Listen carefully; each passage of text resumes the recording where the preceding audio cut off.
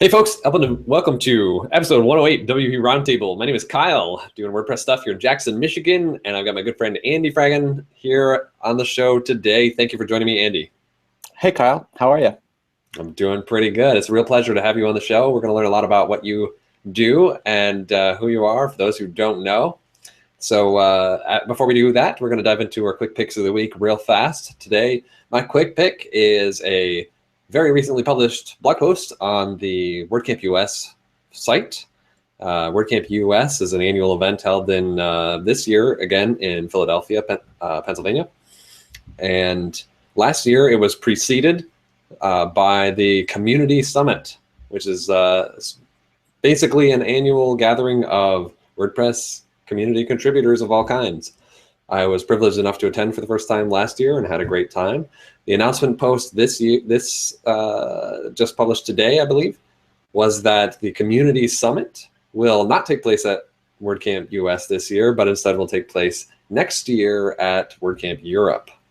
So for those of you interested in attending the Community Summit, it's an amazing thing to participate in, and it will be overseas for US-based friends. But it's a great way for many people very much involved in the WordPress community overseas to have a easier opportunity to participate in that, which has to date only ever been held stateside.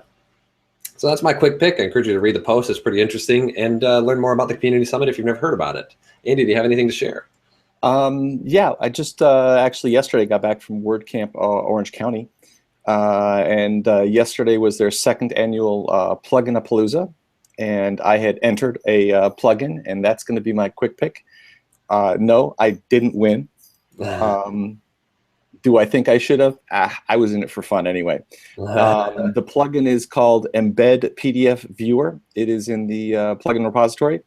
What it does is if you have a PDF that's in your media library, you can insert it into a post. It will basically insert it as a URL in a single line, and then use code in the plugin to O-embed to display that as an O-embed. And you can also use it on any URL that has a retrievable PDF. It doesn't have to be in your media library at all. And it will also display it as in an O-embed. It uses the Google Doc Viewer to display that. All right, I'm dropping a link to both of these good picks on the event page for this Hangout. So those are available there. Thanks for sharing that, Andy. It looks like a really cool plugin. And maybe real quick, maybe for those who haven't heard about it, tell us a little about what a Plugin-a-Palooza is. A Plugin-a-Palooza is the WordCamp Orange County's kind of plugin contest. It is a plugin that has to have started development within a certain time frame and been pushed to the repository within a certain time frame before the event starts, and it's judged by a panel of 3 judges. The audience asks questions. Chris Lemma plays host, and we have it's a lot of fun and have a great time. That sounds amazing. I'm pretty sure there's probably it'll be up on WordPress TV, or there's a stream of it somewhere. I certainly hope so. I know I'm not sure how many years they've been doing it. I know they did it last year. Was this just this is just the second? This is the second year. It was a success last year. It got a lot of attention, a lot of cool plugins submitted. Yes. About them. Cool stuff. Cool stuff. And I love to see WordCamps kind of pushing the envelope and coming up with really creative new ideas to get more people engaged. Do out-of-the-box sessions, all that stuff. Huge fan, huge fan. I was sad to have missed the event, but I heard a lot of good things about it. It was. It seems like it's going to be a keeper on that in the afternoon, at the end Sunday. Keeps people around too, I think. That's always good. That's always good, and very much a challenge for WordCamps that go late on a Sunday. That's pretty tough, in my experience. Yes. So thanks for sharing that, Andy. I appreciate that. And at this point, let's learn a little bit about you, my friend. We want to start at the beginning, if you could. Let's go back in time a little bit. Before your career really got going. Tell us a little bit about when you were young, what it is that you originally set out to do. I'm going to go out in the world and I'm going to such and such on the blank. Tell us, Andy. You really are going back. I grew up in Palm Springs, California. I currently live in Palm Springs, California. Yes, I lived in a number of places in between for school and training and whatnot. My father's a doctor, and from a long time I wanted to be a doctor, and honestly, that's what I ended up doing. Went away to graduated from high school here, went away to college at Northwestern. Did some grad school at Georgetown. Got into medical school at St. Louis University, so I was in St. Louis for 4 years. Did 2 years of residency in Jacksonville, Florida, and then moved to Kansas City and finished up at the University of Missouri, Kansas City. Finished that in 1997 and moved back out to Palm Springs, and been working here ever since. Happily ever after, back at home. Well, that's the professional part. The WordPress part kind of starts in. It was interesting. I started blogging, I don't know, probably in 2001, give or take. And when I say blogging, I mean really occasional intermittent stuff, but mostly playing with the software. And I was using a product called Radio Userland. Radio Userland was by Dave Weiner and his group, and they did Manila, which was a server-based platform. And I think Dave was the guy who basically originally came up with the RSS concept. So it was intimately involved. And what it did is it would create a static site, and they had an object database in the back end. And I was playing around, and I wrote, I think they were called modules for that to do things. I think one of them was converted your input to converted Markdown and published it using Gruber's Markdown Perl library. It just ran it through the Perl script and saved it out and went back in. Tried a couple other software things since then, and eventually came into WordPress at about 2007, give or take. Mostly thinking, I'm tired of playing around the back end. I don't really need to build the stuff. Let me just find a place that's nice and easy to use. It's well maintained. People are maintaining it and updating it, and I can just use it. Just want to be a user. And then I found all these cool little plugins and themes and thought, wow, I can have fun with doing some of these. And, basically kind of taught myself PHP to learn how to do that. And, some of the best methods I've found to learning it is, checking out other people's code and seeing what they did well and seeing how they did certain things. Google is your friend. You could find near anything on Google. It's amazing. And also diving into core and finding out how some of these functions work, because you hate to repeat something that you want to use what core has so that you can future-proof your plugin. I mean, I have plugins that I haven't had to update in 5 years at least, because they work, because they use core functions. They tie into core things, so there's no point. It doesn't have to do it. I've always found this the easiest way to do it. Had to dig into settings API to do things, because for some reason in the plugin repository they don't want you to just put in a JSON file for a config file. And even though I did that once, and I got a nice little note back from the plugin maintainer, the repository maintainer, say, you really ought to put a settings page in here so that we could do it, because asking the user to go and modify the file isn't the way to do it.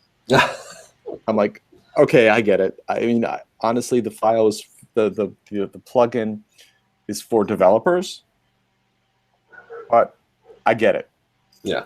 So I made a settings page using the settings API. You ever use the settings API, Kyle? Sure. Yeah, it's a pain in the ass. Yeah, it's a little frustrating. I've used it. I use it. I sit there, I copy my code out of one, I copy and paste it into another, and I try to change things and try to remember what each step is along the way. And I have to look it up every single time. Yeah. Yeah. Yeah. Every time I interact with it, I feel like this could be better. Is this really the best that we can do? I find some of the things very confusing. I don't know, it's like you don't know which what to put in this variable and that one and that part of the register settings and which part of the settings section and add settings sections and add settings field and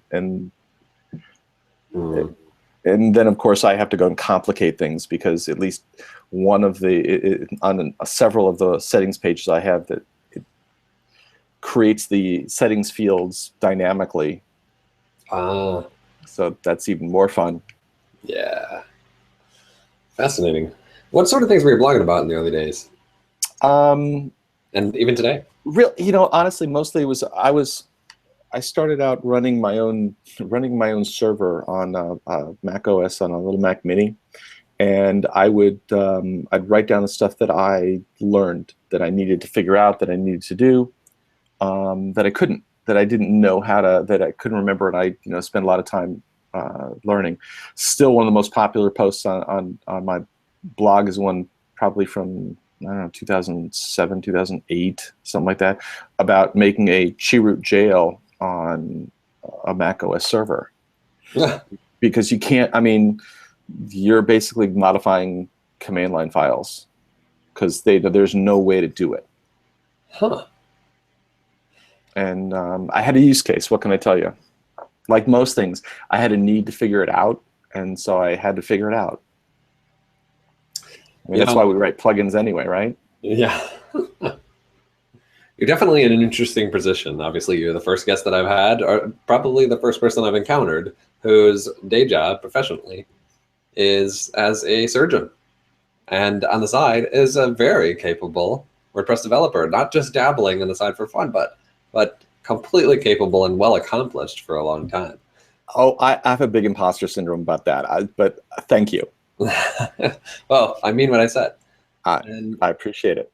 And it's an interesting position. And before I even met you, I was told by someone, we were at a common event, that there's a guy here who's like a surgeon on the side, or that sort of a thing. Like I said, that's how most people, as we were talking before, that's how most people, when I introduce myself, and it happened, I was sitting next to one of the entrants at the Plugin Palooza, that, I introduced myself and I said, hi, I'm Andy Fragen. And she said, oh, you're the doctor. I'm like, yep, that's me. It's really unique and pretty awesome. My question is, you got to have hobbies, Kyle.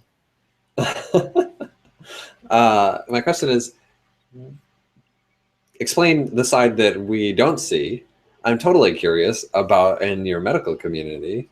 Do you know anyone else who dabbles into web development or websites of any kind? And what do they raise their eyebrows when they say you're spending all your free time programming and writing software?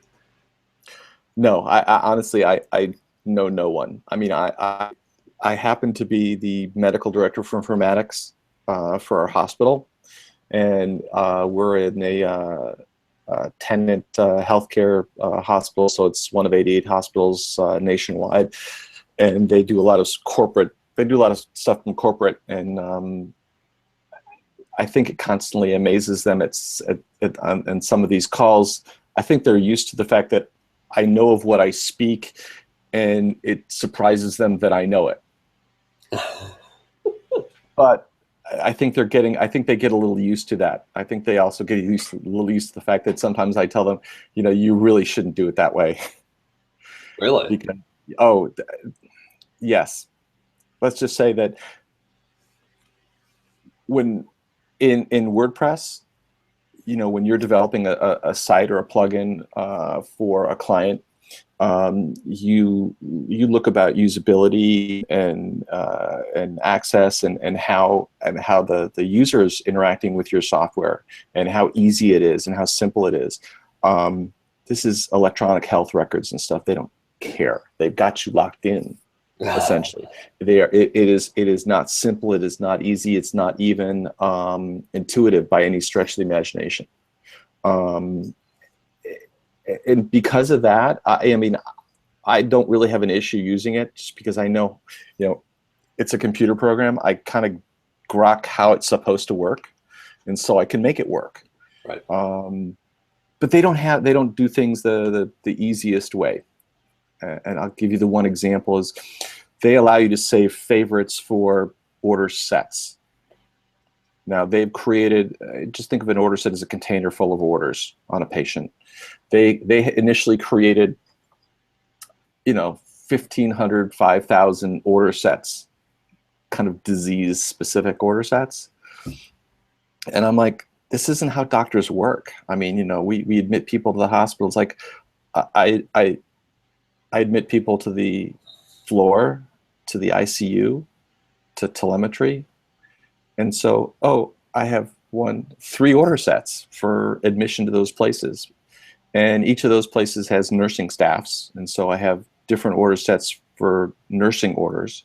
And so that if I have a hot patient that moves from one side to the other, one area of the hospital to the other, I just stop one order set and start another one, and you're going to go on from there.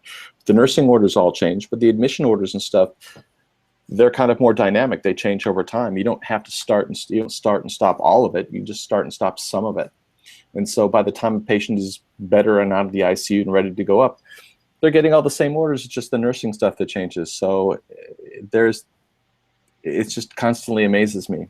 They don't know how to do data mining on things either. They do data mining based on an order set as opposed to actual orders. Don't get me started. I think we're going to the little weeds here, so I'll kind of back out a little bit. These sort of topics I do find fascinating. I was just the other day, maybe even last night, ranting about user experience issues and those scenarios where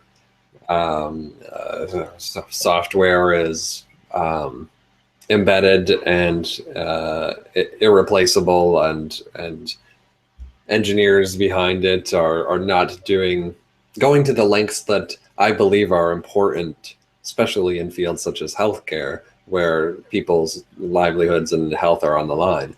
Going to the lengths to make things intuitive and usable and reliable as just I tend to believe is necessary. So definitely this topic is something that totally fascinates me, and I'm certainly curious how you feel about it. Are there ever times, or have there been times in your professional career where you said to yourself, these are problems that I'm seeing, that I see how they could be solved. Is there any way that I could engineer something, invent something, get involved, start a side business, or is it just so closed, there's nothing to do? So as I said to somebody less than 48 hours ago, I think I'm starting to hear an echo. Cerner software, Cerner PowerChart, the electronic health record we use. Somewhere I can fix that, or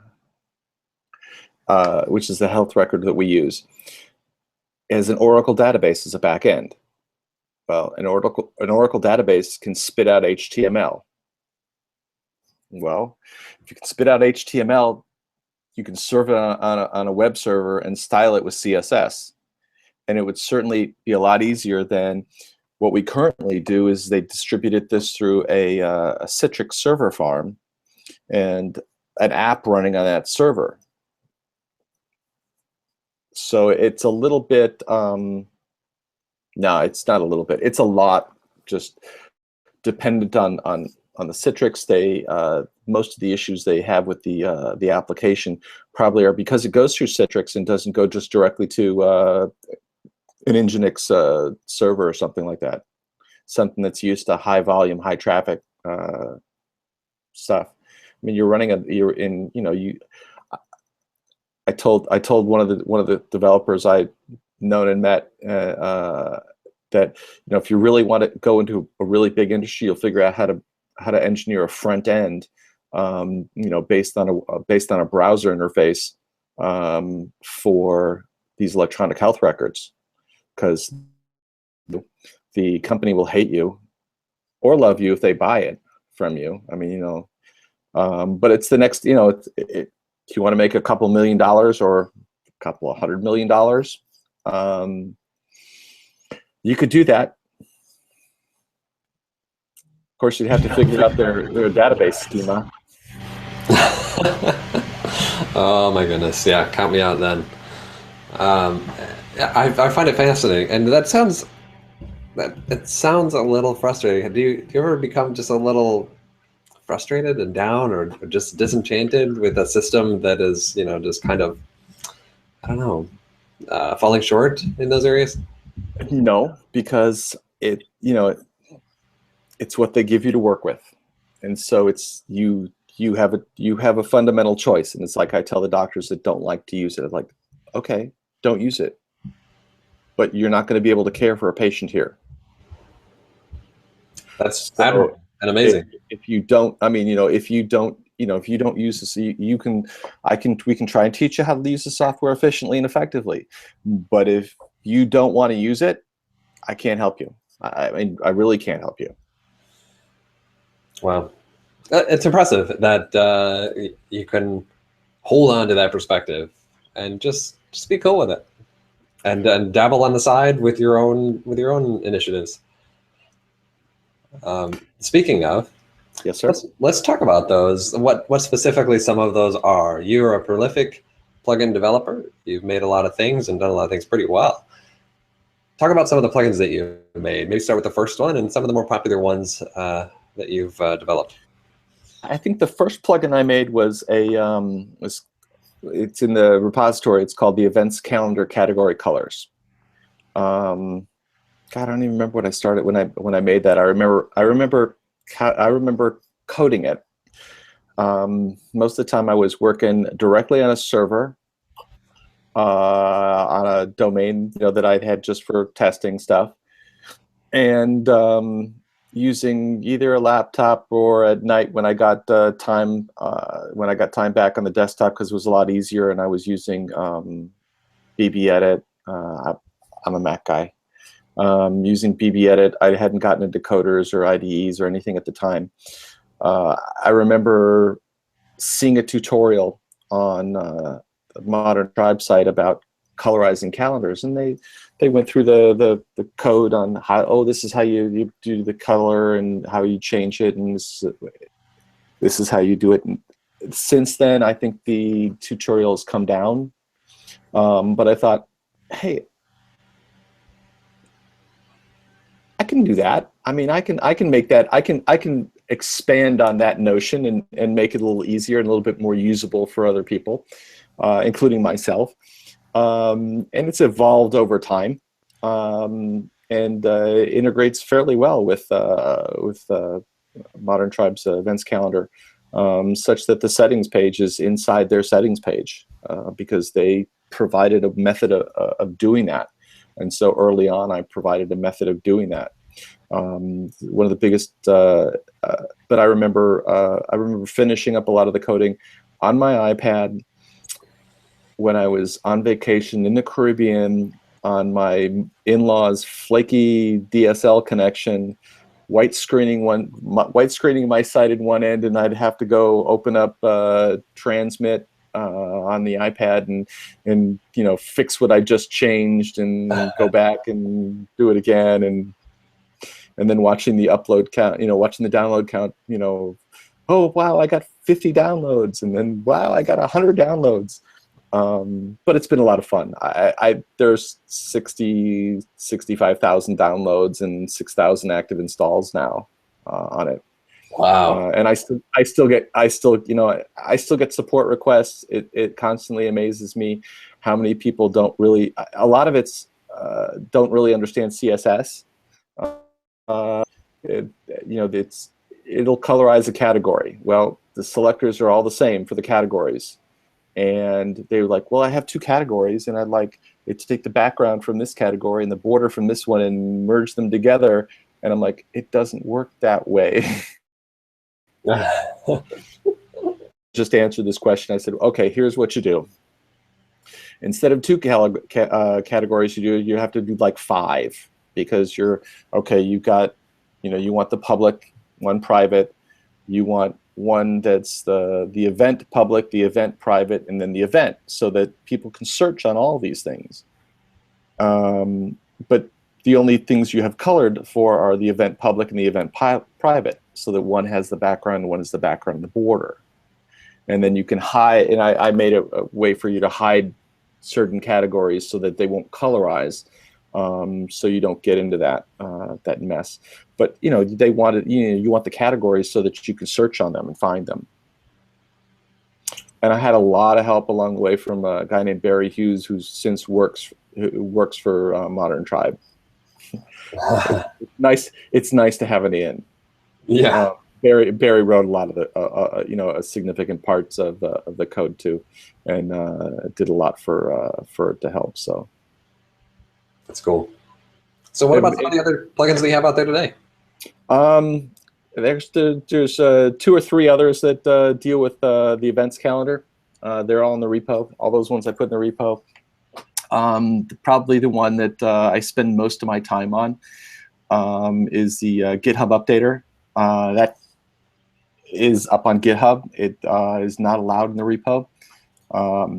I just saw today, actually, where Mika Epstein is rewriting the developer handbook, and there is a let's say a much more specific guideline that prohibits downloading from a repository outside of other than WordPress.org, which is essentially what GitHub Updater, well, it's exactly what GitHub Updater does, but it was prohibited from the repository because it promoted an outside repository, and I get that. I mean, it's their sandbox, and I want to play, so I'm happy. The only problem, the only thing I don't get from that is statistics. I have no concept of how many people use it. I hear from people all the time, so I do know a fair number of people use it. I've been surprised at some of the people that use it. I've had automaticians use it, which is kind of cool. Yeah. I remember when I went to WordCamp LA in 2015.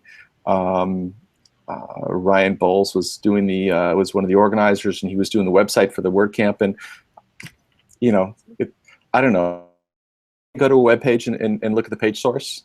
So I go to the web page. I look at the page source. I looked at the CSS, and lo and behold, there's my tags to update the theme. I'm thinking that's cool, and I went and sought Ryan out at the WordCamp and met him and had a nice conversation. And I seen it at a couple other events, and I consider us friends. But that was pretty cool, I thought. That's awesome. So, give it to me straight. Are you really happy about the situation with the plugin repository? How do you feel about the guidelines for submitting plugins there? I look at it this way. It's the WordPress.org as and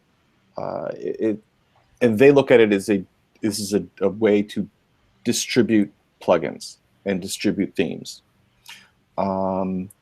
The average, this is how most users, not developers, not designers, not people who are in the business of creating sites for other people, this is how most normal users of WordPress who just have it done for them find plugins and themes. So they have a somewhat curated list, and I get that. And so they try to keep the vast majority of things that they would consider bad, or bad practices or dangerous, obfuscated code, calling home, other things, out of the repository.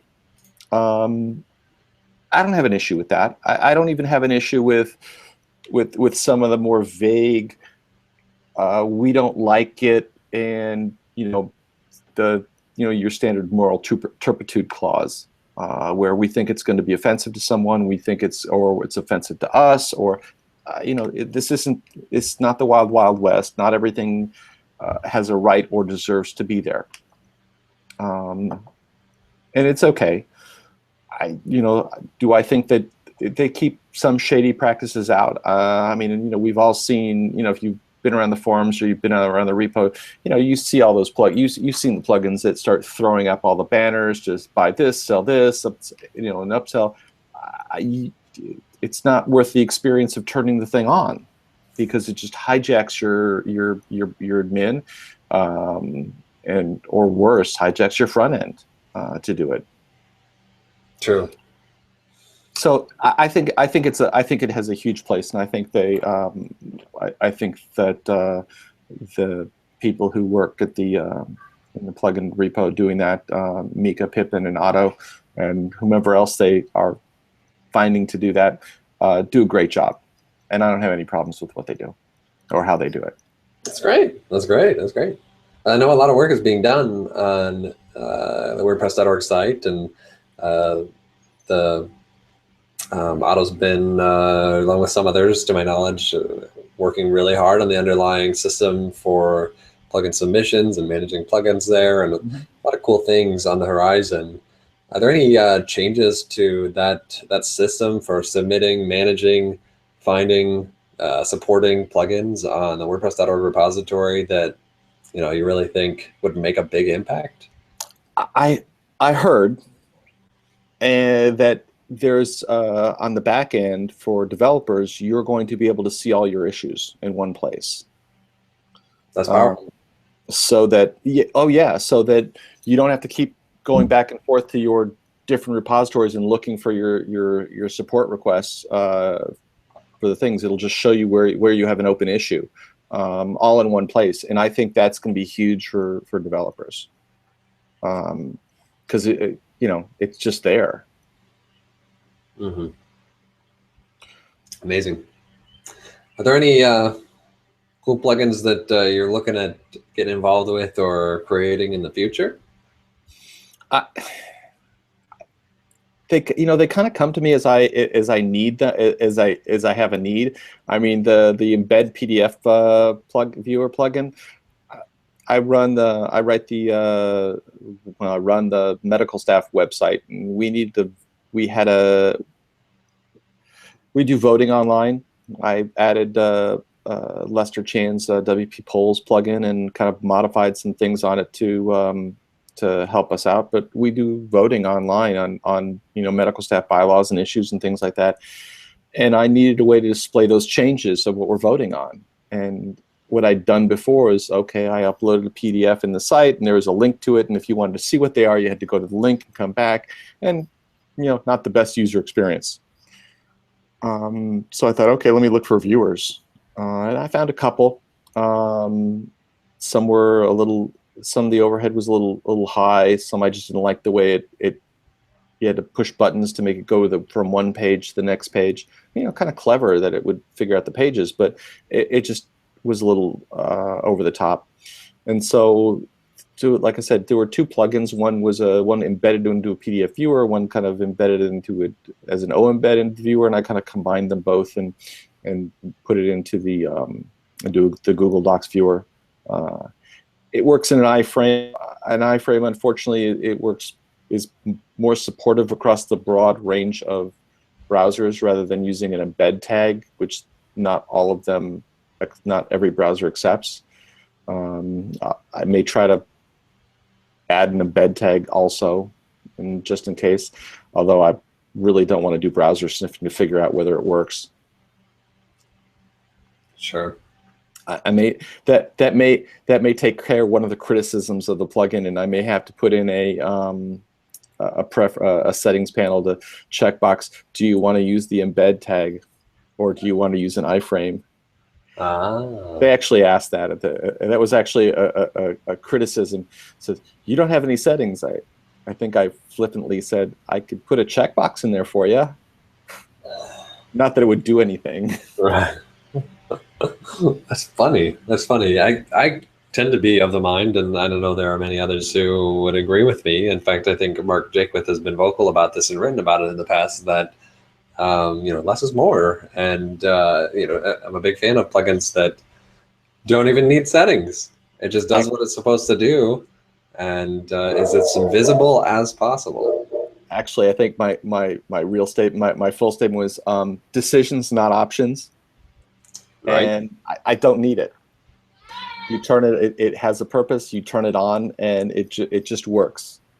Hopefully the user doesn't even, doesn't need to know it's there. Totally with you. How about this? Tell me a little bit about some of the moments, experiences that you've had, and the people that you've encountered that that really made you interested in continuing to be involved with and engaging the WordPress community. Okay, so I started my first WordCamp, and I'm let's go back. I have scrubs on. This is my day job. I used to be a trauma surgeon. When I say used to be, I stopped doing that about 2 or 3 months ago. And I've done it for about 10 years. But I still have a general surgeon, acute care surgeon. But during that time period, I really didn't have consistent schedule. So I couldn't. There's no local WordPress WordCamp meetup in my area. I think the closest one is probably at least an hour away. And because I didn't have any consistent schedule, I really didn't feel right trying to start one. I may do that soon, just to see. I honestly have no concept of how many WordPress users there are in my local area. I honestly just don't know. I've never really met any at any of these local WordCamps, and I try to go to all the Southern California ones, Orange County, LA, and San Diego. And in the past several years of going, I don't really think I've run into anyone else in my area. So maybe I'm just in the middle of the desert here on it, all by my lonesome. All pun intended. Palm Springs is a desert, in case you didn't know. But so I went to my first WordCamp at Orange County in 2014. It was a lot of fun. I took my son to it. He's been to it every year since then, because he actually likes it.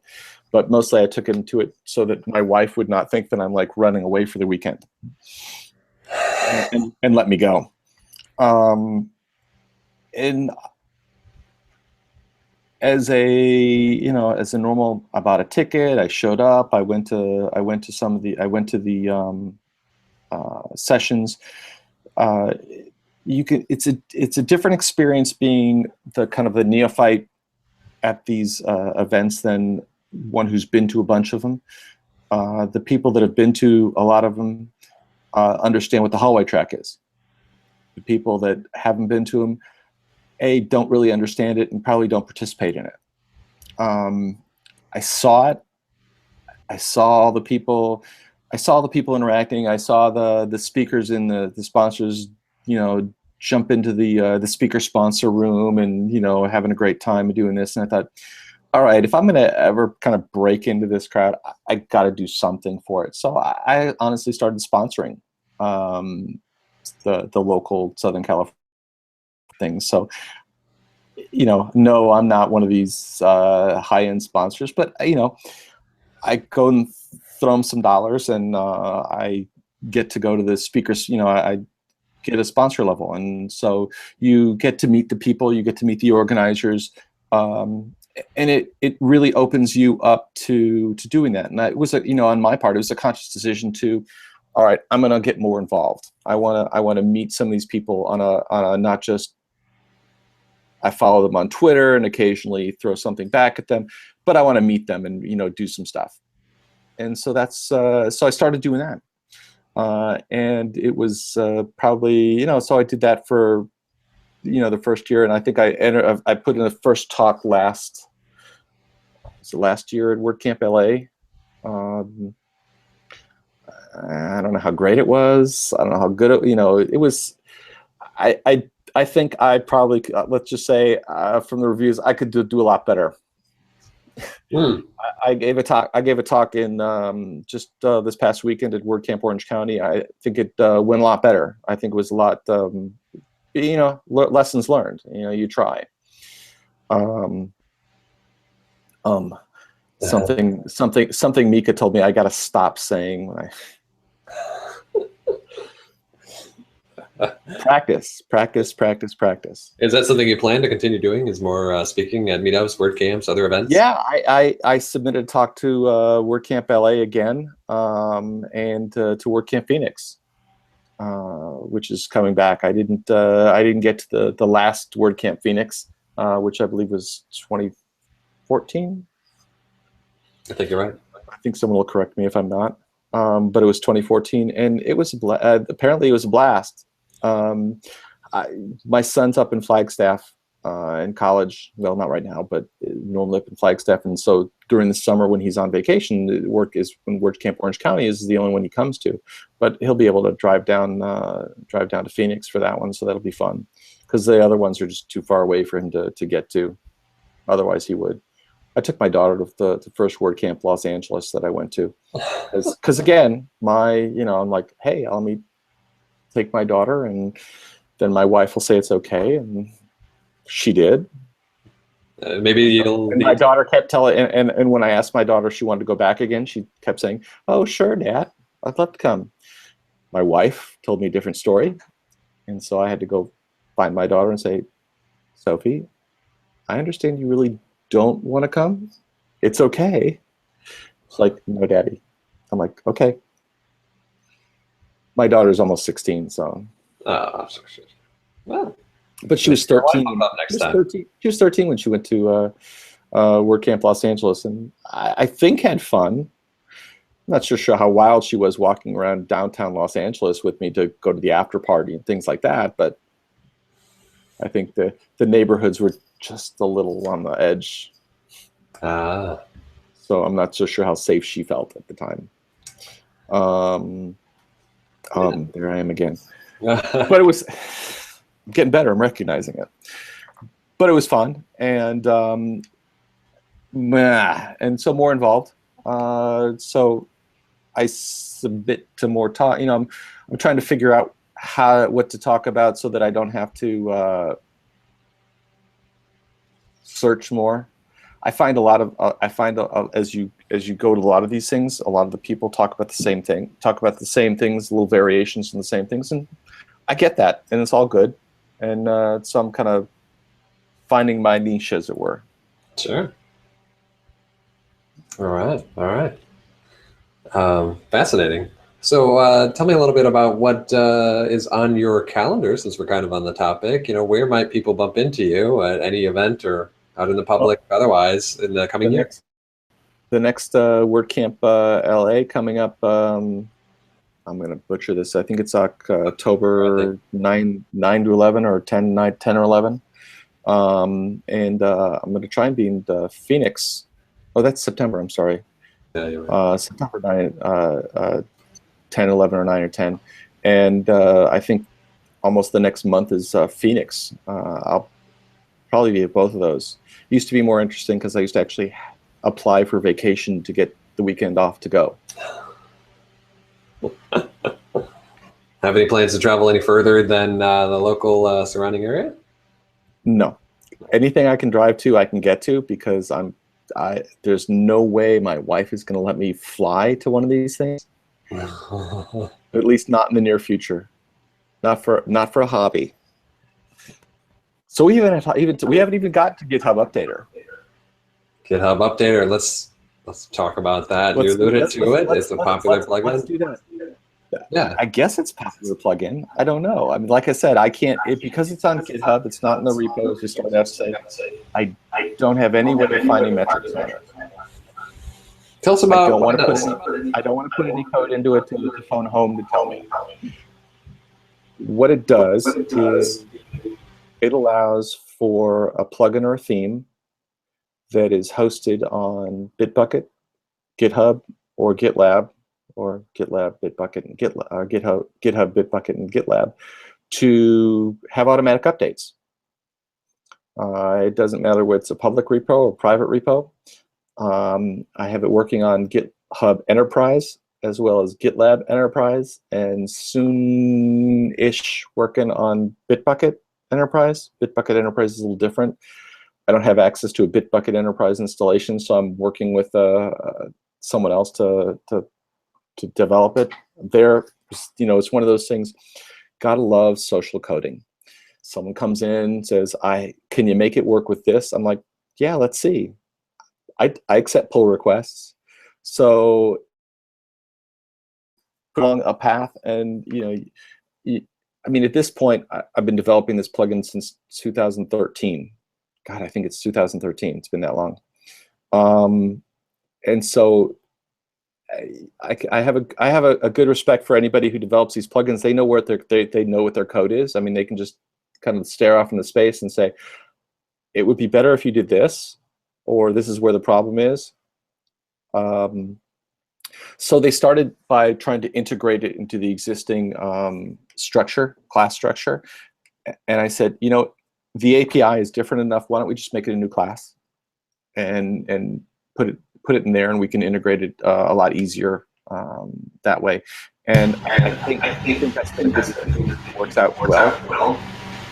And it's pretty much all done in one of the branches. I've tried to keep that up to date with the develop branch, but I'm just waiting for the developer that needed it to test it more fully. I've been it's a simple buy-in. I originally got started because I had a bunch of plugins that I was using on a couple different websites, and I got tired of opening up Transmit and copying them up into the plugins folder each and every time I changed it. And so I was using, there's a library, I want to say it's WP, or no, I think it's WordPress GitHub Plugin Updater is the name of the library. It was originally written by Joey Kudish. And it requires a library the inclusion of library under your code. It requires inclusion of some code. You got to call the library to load it, and an array of settings. It also required a specifically formatted or README, other than the version, to trigger an update. And I thought there's got to be an easier way. And so originally what I did is I figured out a way to just pull a string for the URL where it is, and create and find out all the information based off of that. It is more expensive to do it my way in terms of time, because I use a number of WP remote get calls to get that information offline. I have optimized it about as well as I can. I cache everything, and the next thing I do is pick up the main file to see if there actually is an updatable version available. And if I don't get one, I don't look at all the branches, I don't look at all the tags, I don't look at all the README changes or the change logs or things like that. So it shows up a little bit. It keeps time down. It keeps the time down on it. It causes some issues, but it more than makes up for it in speed. And I think it's a reasonable sacrifice.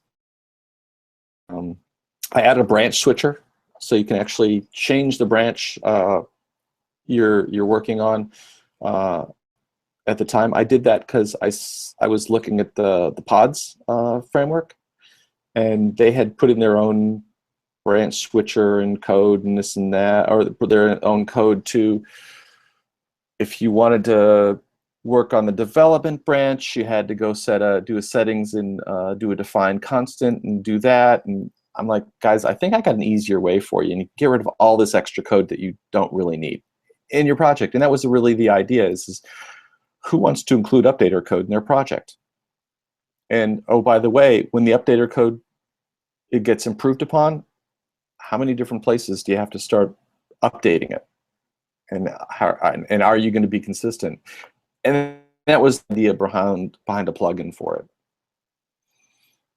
And the more fun I've also done. I wrote a plugin called GitHub Updater. And no, this isn't in the repo either. And it requires a JSON config file. And you can actually put plugins that aren't set up to use the updater plugin into the updater, so that they will update based upon it, or you can change branches based on it. And I was helping out with I wanted to get involved with the Shiny Updates project, and so I have included the Shiny Updates in the plugin in my updater additions code, so I could actually switch branches. If they're doing development on a branch, they don't really work that way, but I could actually switch branches if I wanted to, or reload. Mostly, I can just reload the master branch, and if they make changes or pushes to it before they've set to do it. I think it probably updates at least once a day in the repo normally, but I could do it anytime I wanted to pull directly. And one of the benefits of my updater plugin is that if you've ever downloaded a code from a repo from GitHub, it comes down with the owner's name, the repo name, and a hash or the branch name attached to it. And you either have to unzip it, rename it, rezip it, and then upload it, or unzip it, rename it, and then upload it. However you choose, depending on your access. And it got to be difficult. And I'm like, okay, I finally got it figured out where I think I don't have to really screw with it anymore. But it updates everything correctly, renames it correctly, and if you've got a plugin or a theme that's active, it keeps it active for you. Wow. So who are some of the typical users of a plugin like this, and what are they using it for? Honestly, mostly developers. They would develop developers, and they either develop and push to their client sites if their clients if they have a one-off plugin for their client. I've had developers. I had a theme creator made a theme in a private repo. I added a hook to. She wanted to make it as simple for her users as she could. Didn't want them to be able to check the settings. Didn't want them to have to go into GitHub Updater. Almost didn't want them to have to install it. It was just going to be. Thought it might be that more difficult. I gave her a way of a hook to pass her a token for a private repo in it, and a way to turn off the settings page so they couldn't screw with the settings on the updater, so that after she set it up, it just would work. Since that time, Matthew Gibbs had written a framework to automatically install GitHub Updater if it's not present. I think it's called GitHub Updater Lite.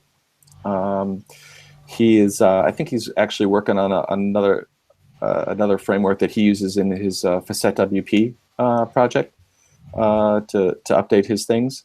Much more lightweight, obviously. But it got me working on it got me to install a kind of a dependency installer. I think it's WP dependency installer. It's up in my GitHub repo. Again, it takes a JSON config file, and if it loaded, will optionally or forcibly install a plugin from elsewhere, whether it's the repo, whether it's Bitbucket or GitHub or GitLab, and if it doesn't forcibly do it, it just definitely tells you that it's recommended. It kind of gives you some language that it's recommended, and if you want to install it, click here. Powerful. Well, yeah, but I can see where the issue with dependency installation, with plugin dependencies and things, kind of really throws a monkey wrench into everything. It will be nice if they can ever figure that out in WordPress core, but we'll see. They have a lot of other things they're working on. They certainly do. There's a lot of things to be done, and well, they could probably use more people to do it. Pull requests are welcome there too. Yes, they are. Yeah. Yes, they are. it's a it's an all volunteer outfit. So when the development is done by volunteers, that's people have to work their time in, and it constantly amazes me how much time people are able to commit to it.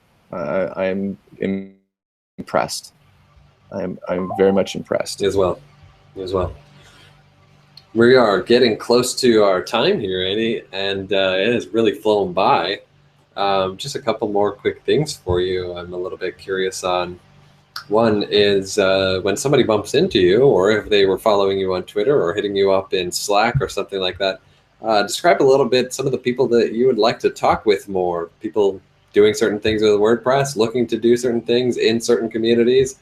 Who do you really want to reach out to you? Honestly, anybody. This is WordPress is a community, and that's from my perspective one of the best aspects of it.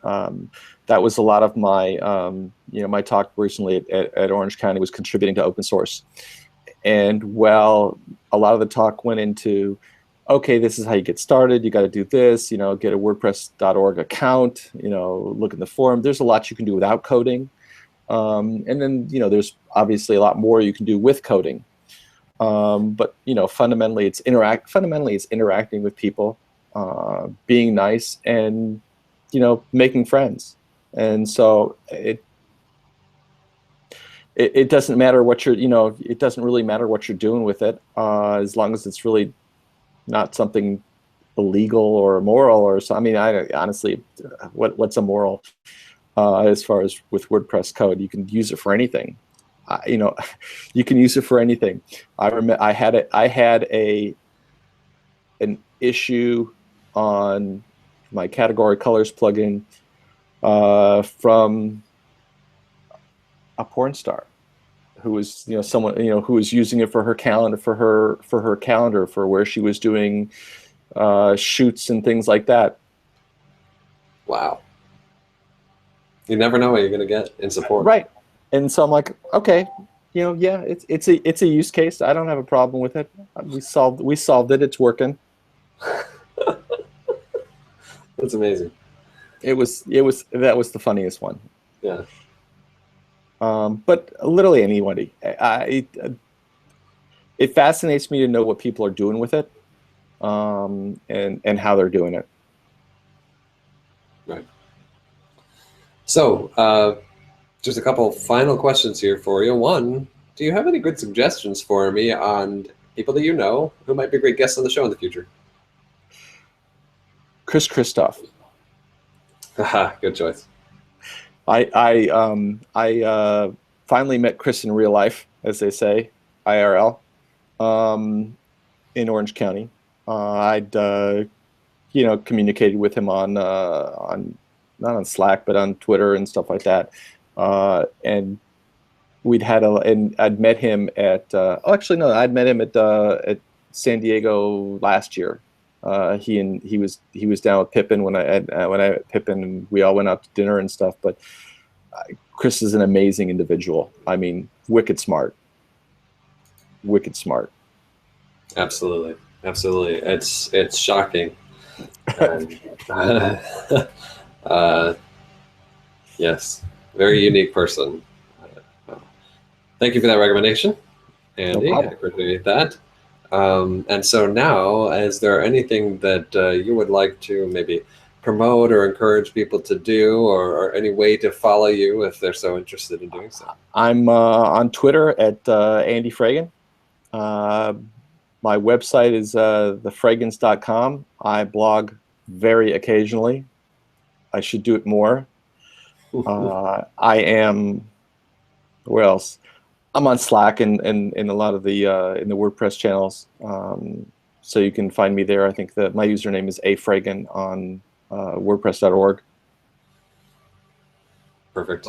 Well, I encourage everybody to reach out to you and follow Andy, and subscribe to his blog for all those tweets and those blog posts. Not the blog posts. I'm much more active on Twitter than I am on the blogs, but it's there. Yeah, and definitely say hi to Andy at the next WordCamp in Southern California or Arizona that you attend. And Andy, So thank yes, you my very much. recommendation, go to WordCamps. They're a lot of fun. Absolutely. Yeah. So parting advice, I couldn't recommend anything better.